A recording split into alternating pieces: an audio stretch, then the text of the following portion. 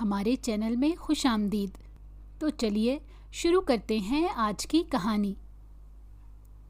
اونچے ستونوں والی حویلی کے بڑے سے دالان کے بیچوں بیچ حویلی کے بیٹے کی میت رکھی ہوئی تھی۔ عورتوں کی آہو بکا دل دہلائے دے رہی تھی۔ آج حویلی میں جیسے قیامت کا سما تھا۔ عائشہ بیگم اور مہر ماں آج حقیقی معنوں میں بے سہارا ہو گئی تھیں۔ اس دنیا میں جو ان کا واحد سہارا تھا وہ ان سے منہ موڑ کر اس دنیا سے جا چکا تھا۔ عائشہ بیگم صدمے کے مارے بار بار بے ہوش ہو جاتی۔ عورتیں ان کے منہ پر پانی ڈال کر انہیں بار بار ہوش میں لانے کی کوشش کر رہی تھیں، مگر جب بھی وہ ہوش میں آ کر اپنے سامنے پڑی سفید کفن میں لپٹی میت کو دیکھتی تو آنکھوں کے سامنے گھومتے اس منظر کی تاب نہ لاتے ہوئے دوبارہ سے ہوش و خرد سے بیگانہ ہو جاتی، جبکہ مہر ماں اپنی ماں کے برعکس بالکل خاموش سی بیٹھی تھی۔ بس یک ٹک وہ اپنے باپ کو دیکھ رہی تھی جو سفید کفن میں لپٹا ہوا تھا۔ وہ بس اجنبی نظروں سے دیکھ رہی تھی۔ شاید اسے اب تک یقین نہیں آیا تھا کہ وہ یتیم ہو گئی ہے۔ اس کا بے انتہا محبت کرنے والا باپ اسے چھوڑ کر جا چکا ہے اور اب وہ اس حویلی کے مکینوں کے رحم و کرم پر ہے۔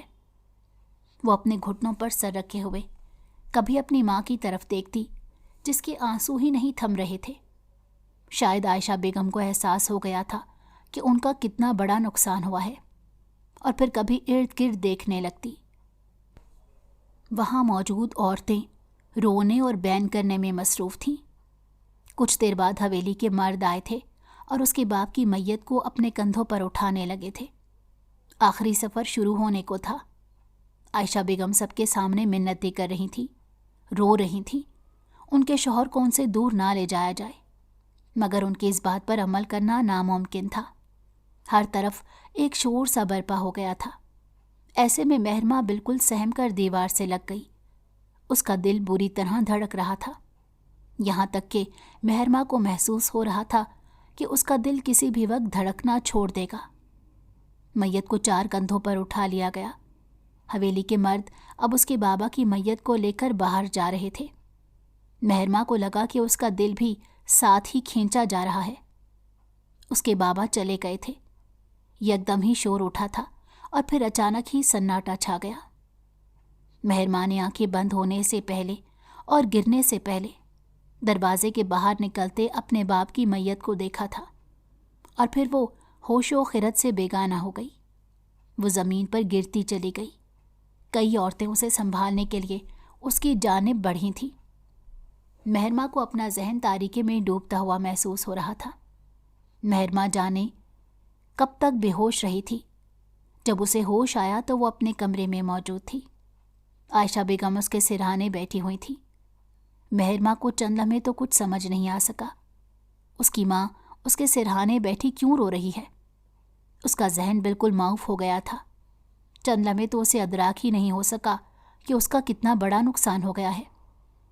وہ اپنے دکھتے سر کو دباتے ہوئے اٹھ کر بیٹھ گئی، اور پھر آگاہی کا وہ لمحہ اس کے لیے بہت بھیانک تھا جب اسے یاد آیا کہ اس کے بابا اسے چھوڑ کر ہمیشہ کے لیے جا چکے ہیں۔ مہر ماں کی سانسیں مدھم ہوئی تھیں، دل میں ایک غبار سا اٹھا تھا، اور اگلے ہی پل وہ پھوٹ پھوٹ کر رو دی تھی۔ شدت غم سے اس کا دل پھٹا جا رہا تھا۔ عائشہ بیگم نے مہر ماں کو اس طرح روتے دیکھا تو وہ تڑپ اٹھی۔ انہوں نے آج تک کب اپنی لاڈلی کی آنکھوں میں آنسو آنے دیے تھے، مگر آج مہر ماں ان کی گود میں سر رکھے سسک سسک کر رو رہی تھی۔ اسے اس طرح سے روتے دیکھ کر عائشہ بیگم کا دل بھی بھرنے لگا۔ انہوں نے عائشہ کا سر اپنی گود میں اٹھا کر اسے اپنے سینے سے لگا لیا۔ ماما، بابا مجھے چھوڑ کر کیسے جا سکتے ہیں؟ وہ تو مجھ سے پیار کرتے تھے، وہ میرے ساتھ ایسا بالکل نہیں کر سکتے۔ مہر ماں عائشہ بیگم کا ہاتھ تھام کر روتے ہوئے انہیں دعائیاں دے رہی تھی۔ بابا جانتے ہیں میں ان کے بغیر نہیں رہ سکتی، پھر وہ میرے ساتھ ایسا کیسے کر سکتے ہیں؟ مجھے چھوڑ کر کیسے جا سکتے ہیں؟ مہر ماں کو یقین ہی نہیں آ رہا تھا، مگر اسے اس تلخ حقیقت کا سامنا کرنا ہی تھا۔ مصطفیٰ اور عائشہ کی ملاقات امریکہ میں ہوئی تھی۔ وہ دونوں ایک ہی یونیورسٹی میں زیر تعلیم تھے۔ پہلے دونوں میں جان پہچان ہوئی تھی اور پھر یہ جان پہچان دوستی میں بدلتے بدلتے کب محبت میں بدل گئی ان دونوں کو خبر نہیں ہو سکی تھی، مگر مصطفیٰ بہت اچھے سے جانتے تھے کہ عائشہ اور ان کی شادی ناممکن ہے، کیونکہ وہ جس خاندان سے تعلق رکھتے تھے وہاں ایسی لڑکی کو قبول کرنا بہت مشکل تھا جو امریکہ میں رہی ہو اور وہیں پر پلی بڑی ہو۔ مگر مصطفیٰ اور عائشہ کی محبت سچی تھی۔ عائشہ ایک مسلمان گھرانے سے تعلق رکھتی تھی۔ امریکہ میں رہ کر وہ یہ بات نہیں بھولی تھی کہ ان کی تہذیب کیا ہے۔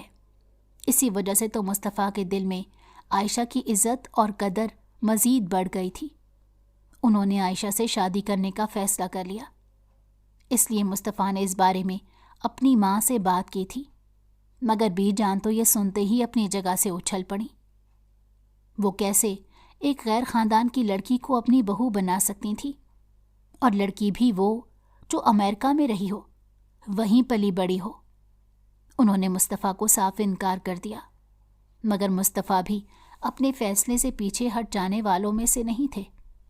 وہ بی جان کو عائشہ سے شادی کے لیے منانے کے لیے امریکہ سے پاکستان چلے آئے، مگر بی جان کی ایک ہی رٹ تھی، وہ اس لڑکی کو کبھی قبول نہیں کریں گی۔ مصطفیٰ کو پاکستان میں رہ کر ان کی پسند سے ہی شادی کرنی ہوگی۔ انہوں نے جلد از جلد مصطفیٰ کے لیے لڑکیاں بھی دیکھنی شروع کر دیں۔ جب مصطفیٰ نے دیکھا کہ بی جان ان کی بات کسی صورت نہیں مان رہی تو وہ واپس امریکہ آ گئے اور یہاں آ کر عائشہ سے شادی کر لی۔ مصطفیٰ نے شادی کرنے کے بعد حویلی میں اپنی شادی کے بارے میں بتایا تھا، کیونکہ ان کا خیال تھا کہ شادی ہونے کے بعد وہ لوگ اس شادی کو قبول کر لیں گے اور عائشہ کو بھی قبول کر لیں گے۔ مگر بی جان نے مصطفیٰ کو واپس حویلی آنے سے صاف منع کر دیا اور ان سے صاف کہہ دیا کہ اب اس حویلی میں ان کے لیے کوئی جگہ نہیں، اس لیے بہتر ہے کہ وہ جہاں ہیں وہیں پر رہیں۔ بی جان کی بات سن کر مصطفیٰ تڑپ ہی اٹھے تھے۔ عائشہ کو وہیں چھوڑ کر فوراً پاکستان کے لیے روانہ ہوئے، کیونکہ عائشہ کی حالت ایسی نہیں تھی کہ وہ اتنی دور کا سفر طے کر سکتی۔ اس لیے مصطفیٰ بی جان کو منانے کے لیے خود ہی آ گئے، کیونکہ وہ ان کی ناراضگی نہیں سہ سکتے تھے۔ مگر بی جان نے مصطفیٰ کو حویلی میں قدم بھی نہیں رکھنے دیا۔ مصطفیٰ، تم جہاں سے آئے ہو وہیں لوٹ جاؤ۔ اب اس حویلی میں اور ہماری زندگی میں تمہارے لیے کوئی جگہ نہیں۔ تم نے ہماری مرضی کے خلاف جا کر اس لڑکی سے شادی کی ہے، اس لیے اب تم وہی رہو جہاں تم ہو۔ بی جان نے مصطفیٰ کو حویلی کے دروازے پر روکتے ہوئے روب دار آواز میں کہا۔ مصطفیٰ کے بڑھتے قدم پل بھر میں ہی تھم گئے تھے۔ انہوں نے بے یقین نظروں سے اپنی ماں کو دیکھا۔ وہ کیسے اپنے بیٹے کے ساتھ اتنی سنگ دلی کا مظاہرہ کر سکتی تھیں؟ اماں، میں آپ لوگوں کے بغیر نہیں رہ سکتا، اور نہ ہی میں وہاں رہنا چاہتا ہوں، مصطفیٰ نے تڑپ کر کہا تھا۔ تم نے اس لڑکی سے شادی کر کے ہماری حکم عدولی کی ہے، ہماری بے عزتی کی ہے، پھر تم یہ سوچ بھی کیسے سکتے ہو کہ ہم تمہیں اور تمہاری بیوی کو اتنی آسانی سے قبول کر لیں گے؟ بی جان نے تنفر سے سر جھٹکتے کہا تھا۔ اماں، میں اس سے محبت کرتا ہوں اور اس کے بغیر نہیں رہ سکتا، میری خاطر آپ لوگ اسے قبول کر لیں، مصطفیٰ نے بی جان کے قدموں میں سر رکھتے ہوئے کہا تھا۔ مگر بی جان نے اپنے پیر دور کر لیے اور مصطفیٰ سے رخ موڑ لیا۔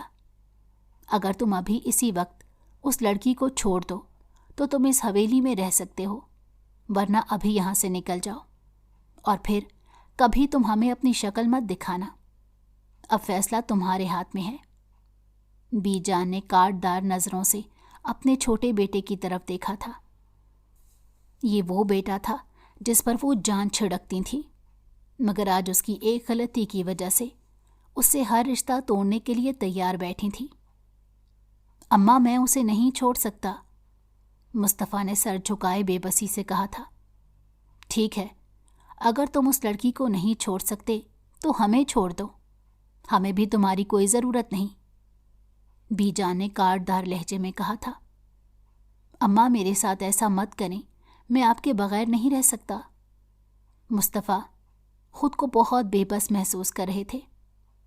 مصطفیٰ نکل جاؤ اس حویلی سے، اب تمہاری یہاں کوئی جگہ نہیں، بی جان نے اپنی جگہ سے کھڑے ہوتے کہا تھا، اور پھر وہاں سے اٹھ کر اپنے کمرے میں چلی گئی۔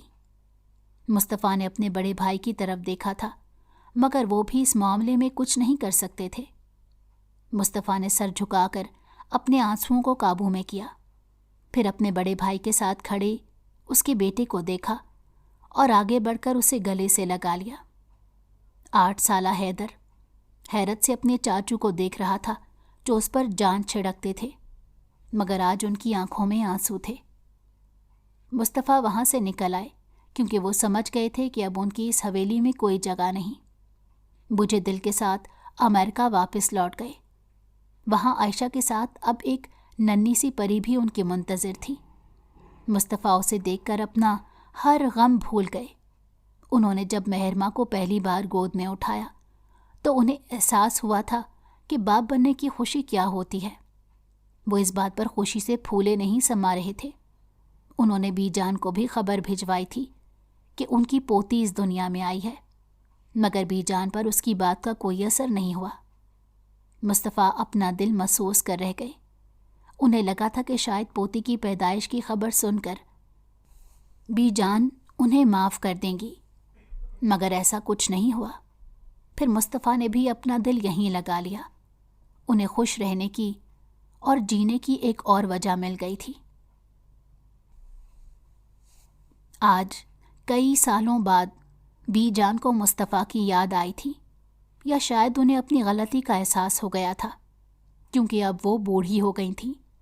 اس عمر میں انہیں اپنی اولاد کی ضرورت تھی۔ انہوں نے مصطفیٰ کو واپس بلا لیا تھا۔ مصطفیٰ جیسے اس خبر کو سن کر ایک بار پھر سے جی اٹھے۔ انہوں نے واپسی کے لیے رخت سفر باندھ لیا تھا۔ عائشہ کو بھی اس بات پر کوئی اعتراض نہیں تھا۔ ان کے لیے بھی مصطفیٰ کی خوشی اہم تھی، کیونکہ وہ جانتی تھی کہ مصطفیٰ کو ان سے پیار کرنے کی اور شادی کرنے کی سزا ملی ہے۔ مصطفیٰ کو ان کی وجہ سے بی جان نے اس حویلی سے بے دخل کیا ہے، اس لیے اب وہ خوش تھیں کہ مصطفیٰ کو ایک بار پھر سے خوشیاں مل رہی ہیں۔ ان کا کھویا ہوا مقام انہیں واپس ملے گا۔ عائشہ اور مہرماں بھی ان کے ساتھ جانے کو تیار تھیں۔ امریکہ میں مہرماں کا کالج ختم ہو گیا تھا اور اب اسے یونیورسٹی میں داخلہ لینا تھا، مگر اپنے باپ کی خواہش کا احترام کرتے ہوئے وہ بھی خوشی خوشی ان کے ساتھ جانے پر راضی ہو گئی تھی۔ بلکہ در حقیقت مہرماں تو پاکستان جانے کے لیے بہت پرجوش تھی، کیونکہ وہ اتنے سالوں تک مصطفیٰ کے منہ سے حویلی اور اس کی مکینوں کی باتیں سنتی رہی تھی، اس لیے اسے وہاں جانے کا بہت شوق تھا۔ مصطفیٰ عائشہ اور مہرماں کو اپنے ساتھ لے کر حویلی پہنچ گئے تھے۔ بی جان اتنے سالوں بعد اپنے بیٹے سے ملی تھی۔ وہ کافی دیر تک مصطفیٰ کو خود سے لگائے روتی رہی تھی۔ انہیں شاید اپنی غلطی کا احساس ہو گیا تھا۔ عائشہ خود سے آگے بڑھ کر بی جان سے ملی۔ بی جان نے ایک نظر چونک کر عائشہ کو دیکھا اور پھر خوشی دلی سے ان کا استقبال کیا، جبکہ مہرماں خاموش کھڑی تھی، حیران نظروں سے سب کچھ دیکھ رہی تھی۔ بیٹا میرے پاس آؤ، بی جان نے نرم لہجے میں مہرماں کو مخاطب کیا۔ مہرماں نے مسکرا کر بی جان کی طرف دیکھا اور پھر ان کے پاس جا کر بیٹھ گئی۔ بی جان نے مہرماں کو خود سے لگا کر بے تحاشا پیار کیا۔ ان کے اس طرح سے پیار کرنے پر مہرماں پریشان سی ہو گئی تھی۔ بی جان نے حیرانی سے مہرماں کے پہناوے کو دیکھا تھا۔ وہ پنک کلر کے ٹراؤزر پر پنک کلر کی ہی فراک پہنے ہوئے، دوپٹہ کندھوں پر پھیلا ہوا تھا۔ اس بات سے صاف ظاہر تھا کہ عائشہ اور مصطفیٰ نے اس کی تربیت بہترین خطوط پر کی ہے۔ حویلی کے سارے مکین مصطفیٰ کی آمد کا سن کر بہت خوش تھے۔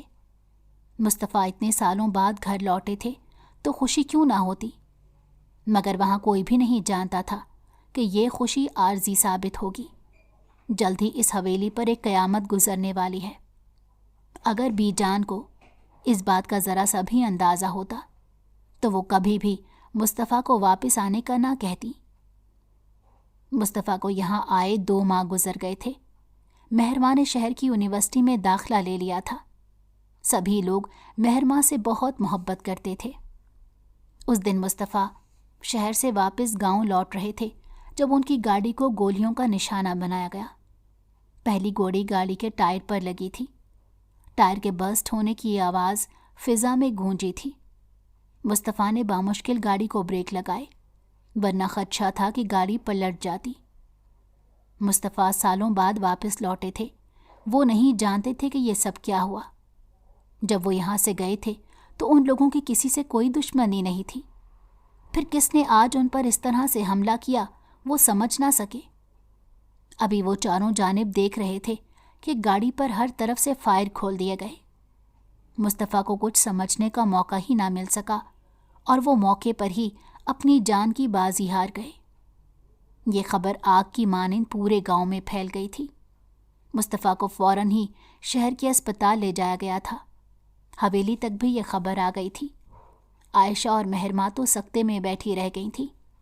وہ پوری رات عائشہ اور مہرماں نے آنکھوں میں کاٹی تھی، اور اگلی صبح جب مصطفیٰ کی میت حویلی لائی گئی تو پوری حویلی میں کوہرام مچ گیا۔ بی جان رو رو کر خود کو دوش دے رہی تھی کہ انہوں نے کیوں مصطفیٰ کو واپس بلایا، مگر اب کچھ نہیں ہو سکتا تھا۔ جانے والا اس دنیا سے جا چکا تھا، مگر اپنے پیچھے بہت سے لوگوں کو روتا چھوڑ کر گیا۔ عائشہ اور مہرماں کی زندگی لٹ گئی تھی۔ ان کا واحد سہارا اس دنیا سے جا چکا تھا، انہیں زمانے کے رحم و کرم پر چھوڑ گیا تھا۔ مگر اب عائشہ کو ہمت کرنی تھی۔ مہرماں کے لیے خود کو انہیں سنبھالنا تھا۔ مہرماں تو جیسے بالکل ٹوٹ کر رہ گئی۔ وہ سوچ بھی نہیں سکتی تھی کہ اس کے بابا اسے چھوڑ کر جا سکتے ہیں۔ اس کی تو دنیا اندھیر ہو گئی تھی۔ ماما، ہم یہاں کیوں آ گئے؟ ہمیں یہاں نہیں آنا چاہیے تھا۔ میرے بابا ان لوگوں کی دشمنی کی بھینٹ چڑھ گئے۔ مہرماں شدت غم سے ایک بار پھر رو دی تھی۔ مہرماں کے کمرے میں موجود سب لوگ ایک دوسرے سے نظریں چرا رہے تھے، کیونکہ یہ سچ تھا کہ مصطفیٰ حیدر کی دشمنی کی بھینٹ چڑھ گئے تھے۔ حیدر شہر میں رہتا تھا کیونکہ گاؤں میں رہنا اس کے لیے خطرے سے خالی نہیں تھا۔ گاؤں میں زمینوں کا تنازع چل رہا تھا، جس کی وجہ سے حیدر کی جان کے بہت سے دشمن بن گئے تھے۔ اسی وجہ سے حیدر زیادہ تر شہر میں ہی رہتا تھا۔ اس دن بھی مصطفیٰ کسی کام سے شہر گئے تو واپسی میں حیدر سے ملنے چلے گئے تھے۔ حیدر اتنے سالوں بعد مصطفیٰ سے مل کر بہت خوش ہوا تھا، تو دوسری جانب مصطفیٰ کی خوشی کا بھی کوئی ٹھکانہ نہیں تھا۔ مگر وہاں اچانک ان کی گاڑی خراب ہو گئی تھی، تو حیدر نے مصطفیٰ کو اپنی گاڑی دے دی۔ مصطفیٰ حیدر کی گاڑی میں گاؤں واپس آ رہے تھے جب دشمن نے حیدر سمجھ کر مصطفیٰ کو گولیوں کا نشانہ بنا ڈالا، اور مصطفیٰ موقع پر ہی جاں بحق ہو گئے۔ یہ خبر ملتے ہی حیدر فوراً اسپتال پہنچا تھا، مگر مصطفیٰ کی زندگی شاید اتنی ہی لکھی تھی۔ حیدر ہی مصطفیٰ کی میت لے کر حویلی پہنچا۔ حویلی میں ایک کوہرام برپا تھا۔ حویلی اور تعزیت کے لیے آنے والے سارے مرد حویلی کے لان میں جمع تھے، جبکہ زنان خانے میں آہو پکار مچی تھی۔ بی جان بھی اپنے بیٹے کی جدائی پر حواس کھونے لگی تھی۔ اتنے سال وہ اپنے بیٹے سے ناراض رہی تھی، اور اب جا کر ان کا دل اپنے بیٹے کی جانب سے موم ہوا تھا، تو موت کا فرشتہ ان کے بیٹے کو ان سے دور لے گیا۔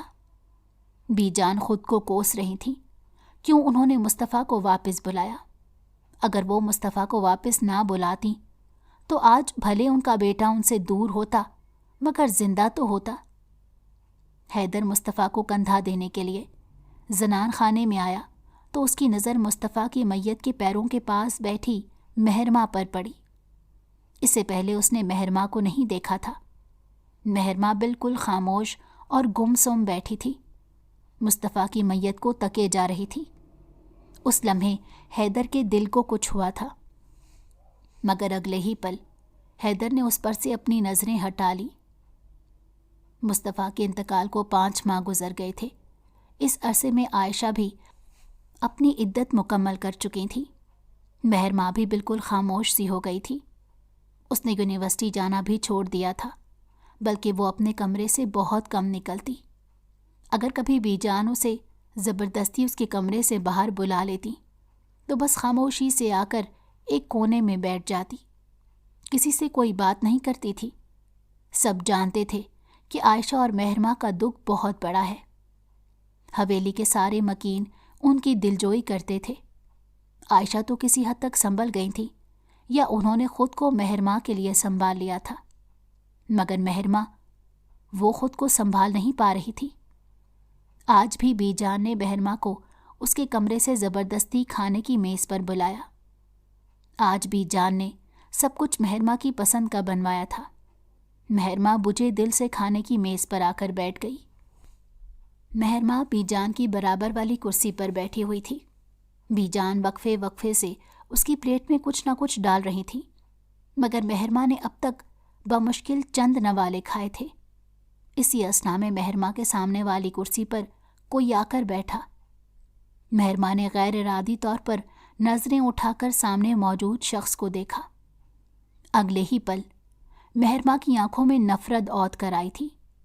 یکدم ہی مہرماں اپنی پلیٹ کھسکا کر اپنی جگہ سے اٹھ کھڑی ہوئی اور ایک نفرت بھری نظر حیدر پر ڈال کر تیزی سے اٹھ کر اپنے کمرے میں چلی گئی۔ کھانے کی میز پر سب کو ہی سانپ سونک گیا۔ کوئی بھی مہرماں سے اس رویے کی توقع نہیں کر رہا تھا۔ حیدر لب بھینچ کر رہ گیا۔ مہرماں کے رویے سے صاف ظاہر تھا کہ وہ مصطفیٰ کی موت کی وجہ حیدر کو سمجھتی ہے۔ عائشہ نے شرمندگی سے سب کو دیکھا اور وہاں سے اٹھ کر مہرماں کے پیچھے آئیں۔ حیدر مصطفیٰ کے انتقال کے اگلے دن واپس شہر چلا گیا تھا، مگر وہ اپنے چچا کی موت کو بھولا نہیں تھا۔ شہر جا کر اس نے بہترین وکیل ہائر کیا اور سارے ثبوت جمع کر رہا تھا۔ وہ ہر حال میں اپنے چچا کے قاتلوں کو سزا دلوانا چاہتا تھا، مگر مہرماں اس سے بدگمان ہو گئی تھی۔ مہرماں، بیٹا یہ کیا طریقہ ہے وہاں سے اٹھ کر آنے کا؟ عائشہ نے کمرے میں آتے مہرماں سے پوچھا تھا۔ مہرماں نے نم آنکھوں سے اپنی ماں کی طرف دیکھا۔ اس انسان کی وجہ سے میرے بابا مجھے ہمیشہ کے لیے چھوڑ کر چلے گئے۔ اگر وہ انہیں اپنی گاڑی نہ دیتا تو آج میرے بابا زندہ ہوتے، مہرماں نے روتے ہوئے کہا۔ اس کی آواز اتنی اونچی تھی کہ باہر تک سب کو سنائی دے رہی تھی۔ حیدر نے ایک سرد سی آہ لے کر اپنے سر کو تھاما تھا، جو لڑکی پہلی ہی نظر میں اس کے دل میں گھر کر چکی تھی۔ وہ پچھلے 5 ماہ سے اسے نفرت کر رہی تھی، اپنے بابا کی موت کی وجہ اسے سمجھ رہی تھی۔ حیدر کو سمجھ نہیں آیا کہ وہ اس صورتحال میں کیا کرے۔ مہرماں آہستہ بولو، اور یہ کس طرح کی باتیں کر رہی ہو تم؟ عائشہ نے مہرماں کو جھڑکا تھا۔ تمہارے بابا کی موت اسی طرح لکھی تھی۔ اللہ کے فیصلوں میں کوئی مداخلت نہیں کر سکتا۔ تمہارے بابا بہت اچھی جگہ پر ہیں، تم بھی صبر کرو۔ عائشہ نے آخر میں نرمی سے مہرماں سے کہا، مگر مہرماں سر جھٹک کر رہ گئی۔ وہ بے آواز رو رہی تھی، جبکہ عائشہ بے بسی سے کھڑی اسے دیکھ رہی تھی۔ مہرماں اس وقت کچھ بھی سمجھنے کے لیے تیار نہیں تھی۔ بی جان، ہم لوگ واپس امریکہ جانا چاہتے ہیں۔ مہرماں یہاں رہنے کے لیے تیار نہیں ہے، عائشہ نے متانت سے بی جان کی جانب دیکھتے کہا۔ عائشہ کی بات سن کر وہاں موجود سب لوگ حیرت زدہ رہ گئے۔ عائشہ، یہ تم کیا کہہ رہی ہو؟ تم دونوں میرے مصطفیٰ کی امانت ہو، ہم تم دونوں کو خود سے کیسے دور کر سکتے ہیں؟ سب جانتے ہیں اب مصطفیٰ اس دنیا میں نہیں ہے۔ مہرماں ہمارے مصطفیٰ کی بیٹی ہے، ہم اسے کسی بھی قیمت پر خود سے دور نہیں کریں گے۔ عائشہ کی بات سن کر بی جان تڑپ اٹھی تھی۔ بی جان، میں نے مہرماں کو سمجھانے کی بہت کوشش کی ہے، مگر وہ یہاں نہیں رہنا چاہتی، وہ یہاں سے واپس جانا چاہتی ہے۔ عائشہ نے اپنے آنسوؤں پر ضبط کرتے ہوئے دکھ سے کہا تھا۔ عائشہ، ہم کبھی بھی آپ کو اور مہرماں کو یہاں سے جانے کی اجازت نہیں دے سکتے، بی جان نے اٹل لہجے میں کہا۔ عائشہ نے بھی زیادہ بحث کرنا مناسب نہیں سمجھا تھا، کیونکہ وہ خود بھی واپس نہیں جانا چاہتی تھی۔ جس شخص کے لیے وہ وہاں رہ رہی تھی، جب وہی وہاں نہیں تھا تو وہ واپس جا کر کیا کرتی؟ مگر مہرماں کی ضد کے آگے وہ مجبور ہو گئیں۔ اسی وجہ سے بی جان سے انہوں نے بات کی تھی، مگر بی جان نے انہیں واپس بھیجنے سے صاف انکار کر دیا۔ حویلی کے سبھی مکین حویلی کے لاؤنج میں جمع تھے۔ بی جان سربراہی کرسی پر بیٹھی تھیں، جبکہ سامنے صوفوں پر موجود سبھی لوگ سوالیہ نظروں سے بی جان کو دیکھ رہے تھے۔ مہرماں کو بھی اس کے کمرے سے بلوایا گیا۔ وہ عائشہ کے برابر میں سر جھکائے سب سے لا تعلق بیٹھی تھی۔ حویلی کے لاؤنج میں کیا ہو رہا تھا اس کا سب سے کوئی لینا دینا نہیں تھا۔ مہرماں کے سامنے والے صوفے پر اطمینان سے بیٹھے حیدر نے گہری نظروں سے اس حسن کی مورت کو دیکھا تھا۔ جب تک وہ مہرماں سے ملا نہیں تھا اسے نہیں دیکھا تھا۔ اسے لگتا تھا کہ مہرماں بھی امریکہ سے آئی لڑکی جیسی ہوگی، جو وہاں رہ کر بگڑ جاتی ہیں، جن کا پہناوا اور بولنے کا طریقہ بھی بدل جاتا ہے۔ مگر سامنے بیٹھی گم سم سی لڑکی اس کے خیالوں سے بالکل مختلف تھی۔ مہرماں سر جھکائے اپنے ہاتھ کی پشت کو گھور رہی تھی۔ ہم نے ایک فیصلہ لیا ہے اور امید ہے کہ آپ سب لوگ ہمارے اس فیصلے کا احترام کریں گے، بی جان نے کمرے میں موجود سب کی جانب دیکھتے کہا۔ مہرماں کی لا تعلقی اب بھی برقرار تھی۔ ہم نے حیدر اور مہرماں کی شادی کا فیصلہ کیا ہے۔ سالوں پہلے ہم نے ایک غلط فیصلہ لے کر اپنے بیٹے مصطفیٰ کو خود سے دور کیا تھا، مگر اب ہم وہی سب نہیں دہرانا چاہتے۔ ہم مہرماں کو ہمیشہ اپنی آنکھوں کے سامنے رکھنا چاہتے ہیں۔ وہ ہمارے مصطفیٰ کا خون ہے، اس کی امانت ہے، بی جان نے عائشہ کی جانب دیکھتے ہوئے کہا تھا۔ مہرماں چند لمحوں کے لیے ساکت ہوئی تھی، مگر اس کا سر اب بھی جھکا ہوا تھا۔ مہرماں کو لگا کہ اس کے پیروں تلے سے زمین کھینچ لی گئی ہو۔ مہرماں نے ایک جھٹکے سے سر اٹھا کر سامنے کی جانب دیکھا۔ حیدر سنجیدہ نظروں سے مہرماں کی جانب دیکھ رہا تھا۔ بی جان کا فیصلہ سن کر سب کے چہروں پر مسکراہٹ بکھر گئی تھی، مگر مہرماں کا چہرہ کسی لٹھے کی مانند سفید پڑ گیا تھا۔ حیدر کی نظروں سے اس کے چہرے کے رنگ کا بدلاؤ چھپا نہیں رہ سکا۔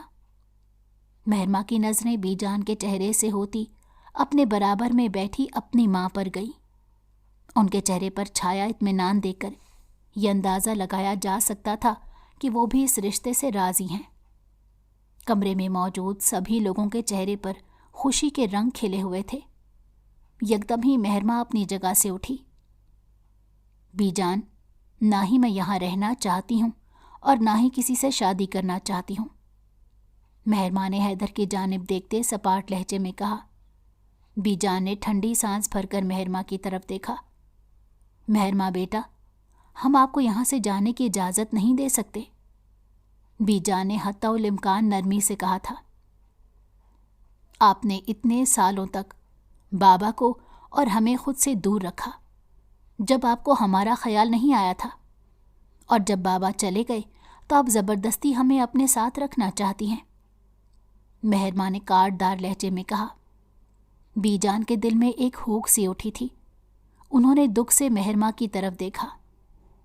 مہرماں، چپ ہو جاؤ، کیا بول رہی ہو؟ عائشہ نے مہرماں کا بازو پکڑ کر اسے چپ کروانے کی کوشش کی۔ ماما، میں ہرگز یہ شادی نہیں کروں گی، آپ لوگ میرے ساتھ زبردستی نہیں کر سکتے، مہرماں نے روندھے ہوئے لہجے میں کہا تھا اور تیزی سے وہاں سے نکل گئی۔ حیدر خود کو ضبط کیے لب بھینچے اسے جاتا دیکھتا رہا۔ کمرے میں غیر معمولی خاموشی چھا گئی۔ بی جان، آپ کا حکم سر آنکھوں پر، حیدر کی شادی مہرماں سے ہی ہوگی، عائشہ نے ٹھنڈی سانس بھرتے ہوئے کہا تھا۔ وہ اس حقیقت کو تسلیم نہیں کر پا رہی کہ مصطفیٰ اس دنیا سے جا چکے ہیں، اسی لیے وہ یہ سب کر رہی ہے۔ عائشہ کی شرمندگی کم نہیں ہو رہی تھی۔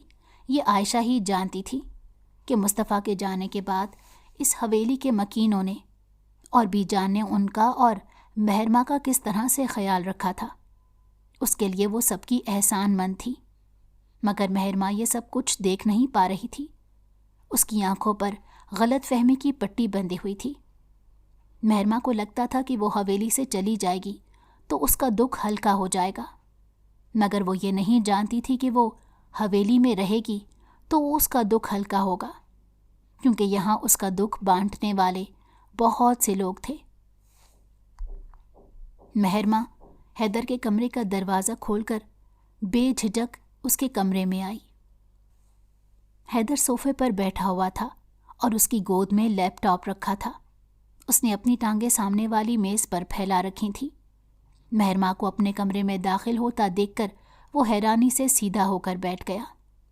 مہرماں حیدر کے سامنے کھڑی اسے سرخ نظروں سے گھور رہی تھی۔ حیدر لیپ ٹاپ ٹیبل پر رکھ کر اٹھ کھڑا ہوا۔ آپ بی جان کو اس رشتے سے انکار کر دیں، کیونکہ نہ ہی میں آپ سے شادی کرنا چاہتی ہوں اور نہ ہی آپ مجھ سے شادی کرنا چاہتے ہیں، اس لیے بہتر ہے کہ آپ خود اس رشتے سے انکار کر دیں۔ مہرماں نے ایک ایک لفظ چباتے ہوئے کہا۔ حیدر حیرانی سے اس چھوٹی سی لڑکی کی جرت کو دیکھ رہا تھا جو بے خوف سی اس کے سامنے کھڑی تھی۔ حیدر کے ہونٹوں کو بے ساختہ مسکراہٹ نے چھو لیا۔ مہرماں نے حیرانی سے سامنے کھڑے اس پاگل شخص کی جانب دیکھا جو بلا وجہ ہی مسکرا رہا تھا۔ تم سے کس نے کہا کہ میں تم سے شادی نہیں کرنا چاہتا؟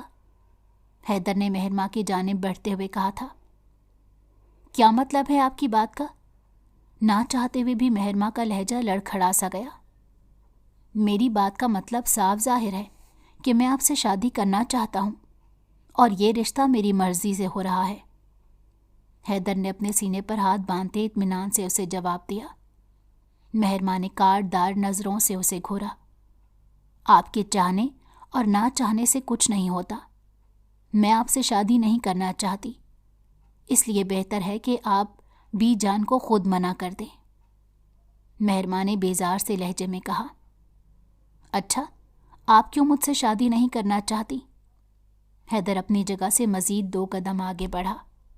مہرماں نے بے ساختہ اپنے قدم پیچھے کی جانب لیے۔ کیونکہ میں آپ کو بالکل پسند نہیں کرتی۔ آپ کی وجہ سے ہی میرے بابا مجھے چھوڑ کر چلے گئے۔ مصطفیٰ کا ذکر کرتے ہوئے مہرماں کا لہجہ پل بھر میں ہی نم ہو گیا۔ اس کے حلق میں آنسوؤں کا گولا سا اٹکنے لگا۔ وہ حیدر کے سامنے نہیں رونا چاہتی تھی، اس لیے یکدم خاموش ہو گئی۔ حیدر نے افسوس سے مہرماں کو دیکھا۔ وہ جانتا تھا کہ مہرماں کا دکھ بہت بڑا ہے، مگر اس سب میں حیدر کا کوئی قصور نہیں تھا۔ حیدر کے خواب و خیال میں بھی نہیں تھا کہ اس کے دشمن اس کی گاڑی دیکھتے ہی اس پر فائر کھول دیں گے، مگر وہ یہ بات اس وقت مہرماں کو نہیں سمجھا سکتا تھا۔ مہرماں، پہلی بات تو یہ کہ آپ کا نکاح مجھ سے ہی ہوگا۔ آپ کتنی بھی کوشش کر لیں اس حقیقت سے بھاگ نہیں سکتی۔ اور دوسری بات، میں نے جان پوچھ کر یہ سب نہیں کیا۔ میرے تو وہم و گمان میں بھی نہیں تھا کہ یہ سب کچھ ہو جائے گا۔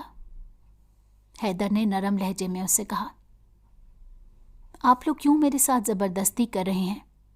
اسے تو بہتر یہی تھا کہ بابا مجھے کبھی بھی یہاں نہ لاتے۔ مہرماں کی آنکھوں سے آنسو نکل پڑے۔ عائشہ اس کی بات نہیں مان رہی تھی جبھی وہ سیدھی حیدر کے پاس آئی تھی، مگر یہاں تو حیدر بھی اس کی کوئی بات سننے کو تیار نہیں تھا۔ مہرماں پیر پٹختی حیدر کے کمرے سے نکل گئی تھی، مگر اس کی آنکھوں سے نکلنے والے آنسو حیدر کی نگاہوں سے چھپے نہیں رہ سکے تھے۔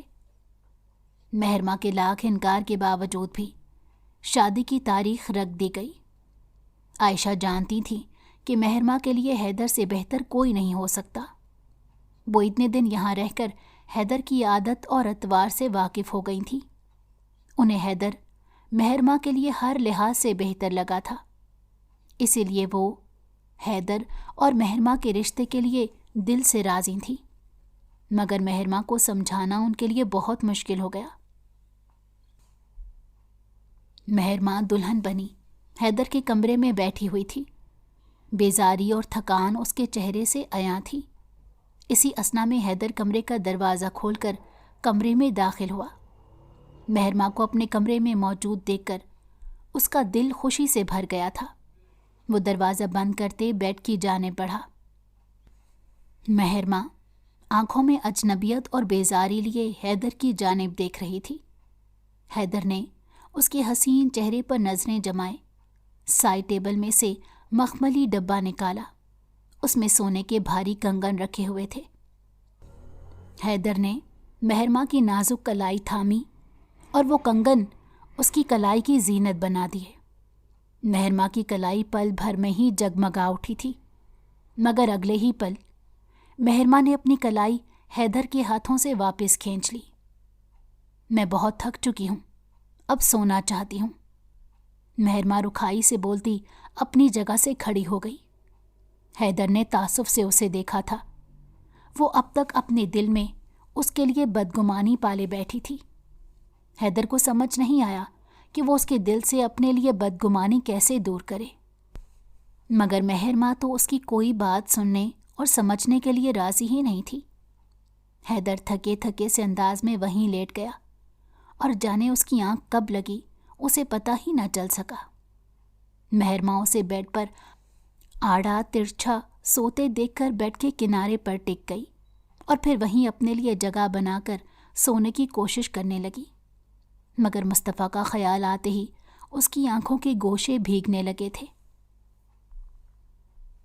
حیدر اور مہرما کی شادی کو 1 ماہ گزر گیا تھا، مگر اب تک ان دونوں کے درمیان دوریاں پہلے کی طرح برقرار تھیں۔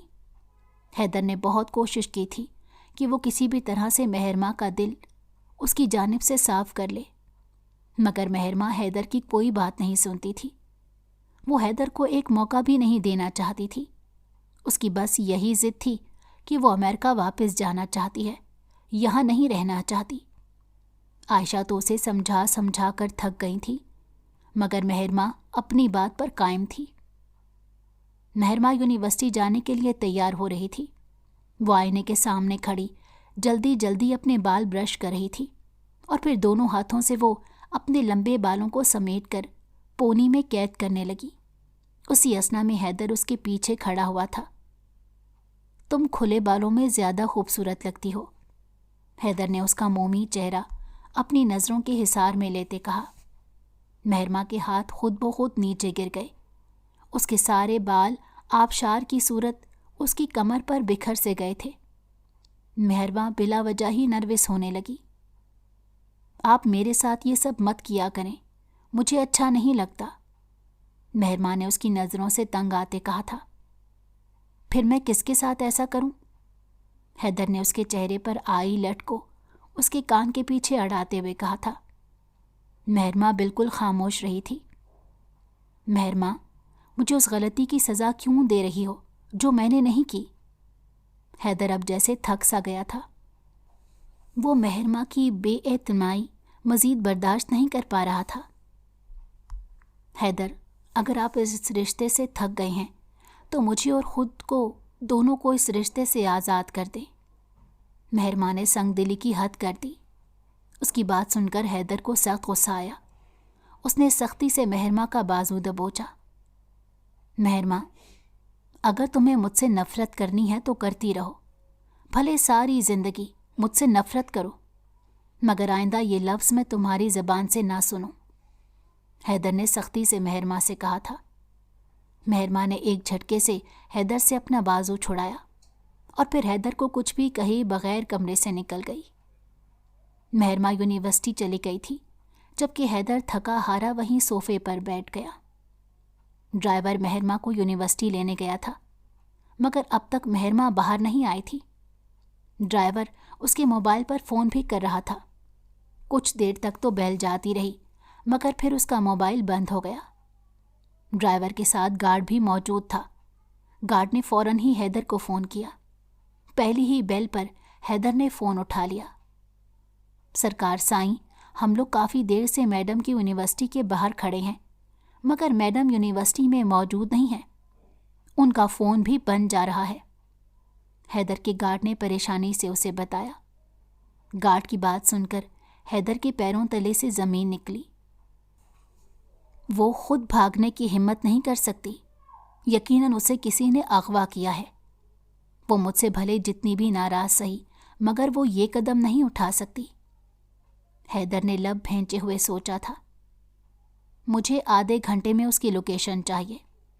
اگر اسے ایک کھرونچ بھی آئی تو میں تم سب کو جان سے مار دوں گا۔ وہ ٹیبل پر ہاتھ مارتے ڈھاڑا تھا۔ مہرما جانے کس کے پاس تھی؟ حیدر کا بس نہیں چل رہا تھا کہ وہ ساری دنیا کو آگ لگا دے۔ پریشانی اور خوف سے اس کی دماغ کی رگیں پھول سی گئی تھیں۔ اس نے کچھ ہی دیر میں اپنے سارے گارڈز کو مہرما کی تلاش پر لگا دیا اور خود بھی مہرما کو ڈھونڈنے نکل گیا۔ دوسری جانب ایک اندھیرے کمرے میں فرش پر مہرما بے ہوش پڑی تھی۔ وہ یونیورسٹی میں باہر گیٹ پر آ گئی تھی، مگر ڈرائیور اب تک اسے لینے نہیں آیا تھا۔ اسی اثنا میں ایک کالے رنگ کی گاڑی مہرما کے سامنے آ کر رکی۔ مہرما کو بے ہوش کر کے وہ لوگ گاڑی میں ڈال کر لے جا چکے تھے۔ مہرما کو ہوش آیا تو اس نے خود کو اندھیرے کمرے میں فرش پر پڑا پایا۔ وہ اپنے دکھتے ہوئے سر کو سنبھالتے ہوئے اٹھ کر بیٹھ گئی۔ وہ خوف سے کمرے میں ارد گرد دیکھ رہی تھی۔ مدھم سی روشنی کمرے میں جانے کہاں سے آ رہی تھی۔ دروازہ کھول کر ایک آدمی اندر آیا۔ مہرما جلدی سے اپنی جگہ سے اٹھ کر کھڑی ہو گئی۔ تمہیں تو بہت جلدی ہوش آ گیا، یہ بھی اچھی بات ہے، کمرے میں آنے والے آدمی نے خباثت سے مسکراتے ہوئے مہرما سے کہا۔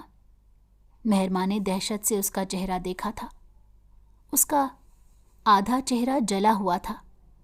مہرما کو لگا کہ وہ اپنے پیروں پر کھڑی نہیں ہو سکے گی۔ مجھے یہاں سے جانے دو، کون ہو تم؟ مہرما نے اس آدمی کے سامنے ہاتھ جوڑتے کہا۔ اس کی سہمی ہوئی آواز سن کر اس آدمی کا کہا گونجا۔ اس دن کا میں نے سالوں سے انتظار کیا ہے، جب حیدر کی کمزوری میرے ہاتھ لگے، اور آج آخر کار حیدر کی کمزوری میرے ہاتھ لگ گئی ہے، اور وہ بھی اس قدر حسین۔ آخری بات اس شخص نے خباثت سے مسکراتی کہی تھی۔ مہرما کی جان ہوا ہوئی تھی۔ وہ شخص مہرما کی جانب بڑھنے لگا تھا۔ مہرما نے اپنے قدم پیچھے لیے تھے۔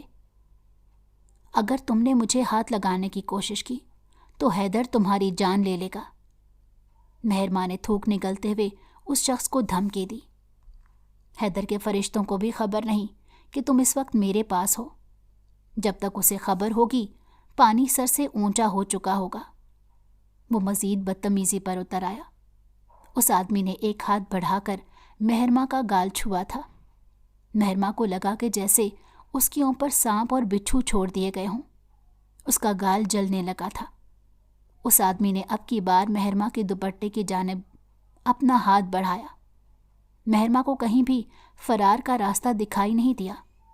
اس نے اس لمحے دل سے دعا کی تھی کہ حیدر اسے بچانے آ جائے، کیونکہ وہ جانتی تھی کہ اس درندے سے حیدر کے سوا اسے کوئی نہیں بچا سکتا۔ اس سے پہلے کہ وہ آدمی مہرما کا دوپٹہ کھینچتا، کوئی دروازہ دھات کی آواز کے ساتھ کھولتے کمرے میں داخل ہوا اور اس آدمی پر بری طرح سے جھپٹا۔ مہرما نے اپنی آنکھیں کھول کر اس فرشتے کو دیکھا اور اپنے سامنے حیدر کو دیکھ کر وہ حیران ہی رہ گئی۔ حیدر اس آدمی کو زمین پر لٹائے اسے بری طرح سے مار رہا تھا۔ حیدر کو دیکھ کر لگ رہا تھا جیسے اس پر جنون سوار ہو گیا تھا۔ تیری ہمت بھی کیسے ہوئی اسے میلی نگاہ سے دیکھنے کی؟ میں تیری یہ آنکھیں نکال دوں گا۔ حیدر نے اس آدمی کے جبڑے پر پوری قوت سے مکہ مارتے کہا۔ مہرما سہمی ہوئی دیوار کے ساتھ لگ کر کھڑی تھی۔ حیدر اس آدمی کو بری طرح سے مار رہا تھا۔ حیدر کے گارڈز نے آگے بڑھ کر اس آدمی کو حیدر کی گرفت سے چھڑوایا۔ حیدر نے بڑی مشکلوں سے اسے چھوڑا۔ اس آدمی کو بس چند لمحے ملنے کی دیر تھی۔ اس نے اپنی جیب میں رکھا پستول نکالا اور اگلے ہی پل حیدر کے سینے کا نشانہ لے کر گولی چلا دی۔ حیدر بروقت اس کے سامنے سے ہٹا تھا، مگر پھر بھی وہ گولی حیدر کے کندھے میں پیوست ہو گئی۔ خون کا فوارہ حیدر کے کندھے سے ابل پڑا تھا۔ حیدر اپنا بازو پکڑ کر وہیں دوہرا ہو کر بیٹھ گیا۔ مہرما نے اپنی چیخ روکنے کے لیے اپنے منہ پر ہاتھ رکھا۔ حیدر کے گارڈ نے اس آدمی کو قابو کیا۔ وہ آدمی خرم شاہ تھا، حیدر کا بہت پرانا دشمن۔ حیدر نے کچھ عرصہ پہلے اس کی آدمیوں پر ہاتھ ڈالا تھا، جب سے وہ حیدر سے بدلہ لینے کے لیے بے چین تھا۔ اسی نے مصطفیٰ کی گاڑی پر فائرنگ کروائی تھی اور مصطفیٰ اس کی زد میں آ گئے تھے۔ پولیس بھی وہاں پہنچ گئی تھی اور خرم کو گرفتار کر لیا گیا تھا۔ حیدر نے اپنے گارڈ سے مہرما کو حویلی پہنچانے کو کہا۔ چند گارڈز مہرما کو لے کر وہاں سے نکلے، جبکہ باقی لوگ حیدر کو اسپتال لے کر گئے، کیونکہ اس کا خون مسلسل بہہ رہا تھا۔ مجھے حویلی نہیں جانا، مجھے ہاسپٹل لے کر چلو۔ گاڑی میں بیٹھتے ہوئے مہرما نے گارڈز کو حکم دیا۔ مہرما کی گاڑی اسپتال کی جانب موڑ لی گئی۔ حویلی میں بھی سب کو اس حادثے کی خبر ہو گئی تھی۔ ڈاکٹرز حیدر کو آپریشن تھیٹر میں لے گئے تھے کیونکہ اس کے بازو میں گولی موجود تھی۔ مہرما آپریشن تھیٹر کے باہر ہی موجود تھی۔ اس کی آنکھوں سے مسلسل آنسو بہہ رہے تھے اور وہ مسلسل حیدر کی زندگی کی دعائیں مانگ رہی تھی۔ حویلی سے بھی سب لوگ آ گئے تھے۔ عائشہ نے فوراً ہی مہرما کو خود سے لگایا۔ جب انہیں خبر ملی تھی کہ مہرما کو اغوا کر لیا گیا ہے تو ان کی روح کانپ گئی تھی۔ مہرما کو صحیح سلامت اپنے سامنے دیکھ کر ان کی جان میں جان آئی۔ کچھ دیر بعد حیدر کو بھی ہوش آ گیا۔ سب لوگ حیدر سے مل کر آ گئے تھے مگر مہرما نہیں گئی تھی۔ حیدر کی نظریں اسی کو ڈھونڈ رہی تھیں مگر مہرما باہر سر جھکائے بیٹھی تھی۔ بی جان نے زبردستی مہرما کو حیدر کے پاس بھیجا۔ مہرما حیدر کے کمرے میں داخل ہوئی تو وہ آنکھیں موندے لیٹا تھا۔ آہٹ کی آواز سن کر اس نے اپنی آنکھیں کھولی۔ سامنے ہی مہرما کو کھڑے دیکھ کر اس کے لبوں پر مسکراہٹ بکھر گئی۔ حیدر کی یہ حالت دیکھ کر مہرما کا دل بیٹھ سا گیا تھا۔ حیدر نے اپنا ہاتھ آگے بڑھایا۔ مہرما نے اس کا ہاتھ تھام کر بیڈ پر ہی اس کے پاس بیٹھ گئی۔ حیدر خاموشی سے مہرما کو دیکھتا رہا جبکہ مہرما کی آنکھوں سے مسلسل آنسو بہہ رہے تھے۔ کیوں رو رہی ہو؟ حیدر نے نرمی سے پوچھا، وہی نرمی جو مہرما سے بات کرتے حیدر کے لہجے میں ڈر آتی تھی۔ اگر آپ کو میری وجہ سے کچھ ہو جاتا تو میں خود کو کبھی معاف نہیں کر سکتی تھی۔ مہرما نے سر جھکائے اپنے لب کاٹتے ہوئے کہا، اچھا ہے کہ پھر مجھ سے تمہاری جان چھوٹ جاتی اور تم امریکہ واپس چلی جاتی۔ حیدر نے مسکراتے ہوئے ہلکے پھلکے لہجے میں کہا تھا، میں کہیں نہیں جانا چاہتی، میں آپ کے ساتھ رہنا چاہتی ہوں۔ مہرما نے اپنے آنسو ضبط کرتے ہوئے کہا تھا۔ حیدر نے حیرت اور بے یقینی سے مہرما کی جانب دیکھا اور پورے دل سے مسکرا دیا۔ دیر سے ہی صحیح مگر مہرما کو اس کی محبت پر یقین ہو گیا تھا۔